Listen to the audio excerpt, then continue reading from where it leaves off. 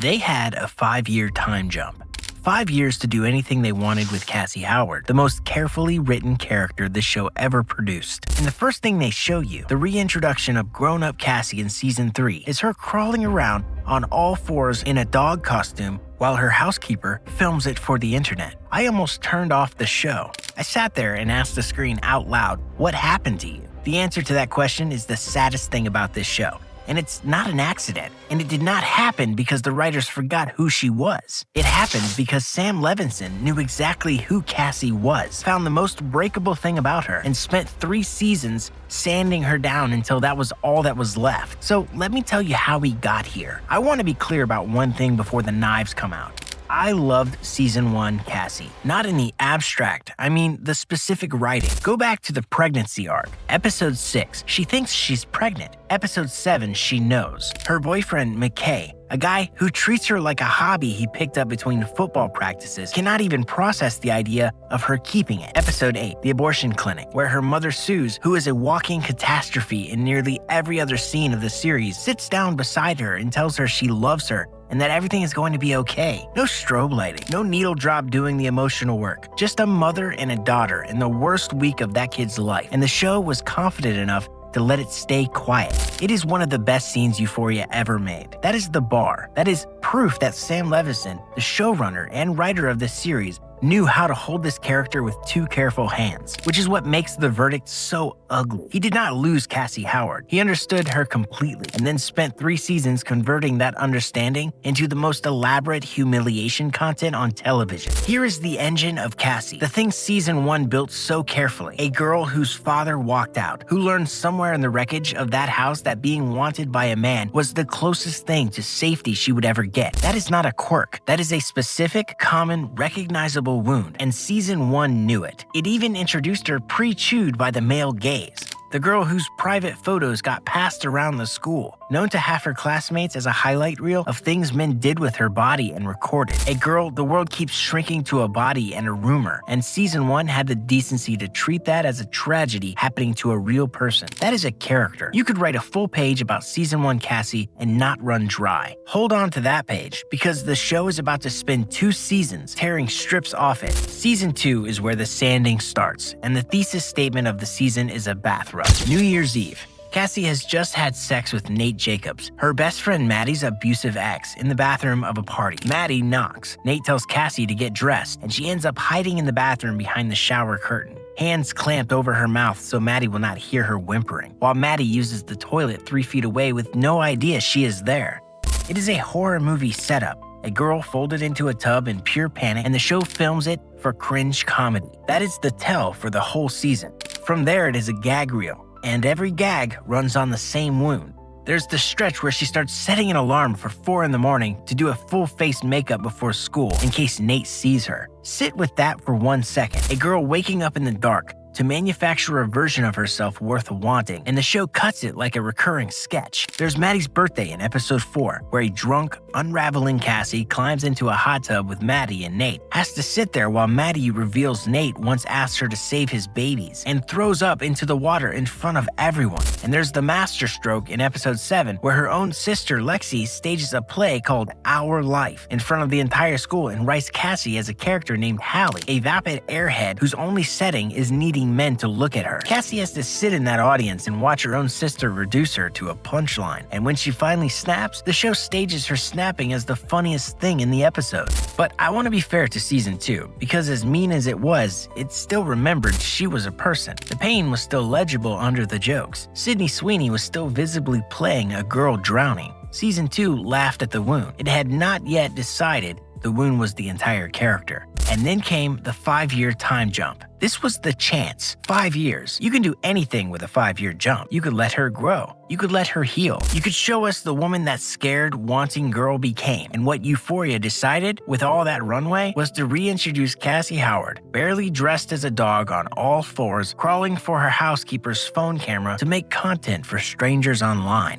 She is engaged to Nate now, Of course she is. The most dangerous boy in the show, and she married the Wound. He runs his dead father's real estate company and drives a Cybertruck, and Cassie wants the wedding of her dreams. And when the floral package costs $50,000 and Nate will not pay for it, her solution is to start an OnlyFans. She manipulates him into allowing it, and his one condition, and I promise you this is a real line of dialogue from this television program, is, quote, "You promise me you're not going to show those in your pretty face at the same time."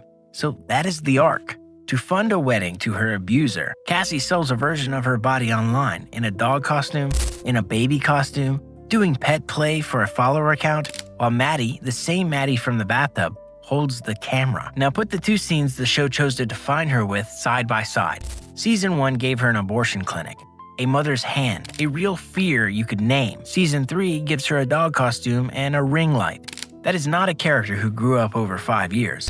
That is a character who got deleted and replaced with a content vertical wearing her face. Here's how you know it is a deletion and not just a bad season. A character with real depth resists summary. There's too much there. Too many contradictions. You cannot fit her in a sentence. Season 1 Cassie resisted summary. You can sum up Season 3 Cassie in 6 words. She starts an OnlyFans for money. That is the whole interior life the writing gives her now. The show took a girl whose entire psychology was the belief that being wanted is the only safety she will ever have, and it did not explore that belief, it monetized it. The wound used to be her tragedy. Now the wound is her business plan. And do not let anyone tell you it gets redeemed. Yes, eventually in episode 6, she deletes the account after she books a recurring role on a soap opera. Wonderful. The show spent half a season turning her into pet play content and then let her close the laptop.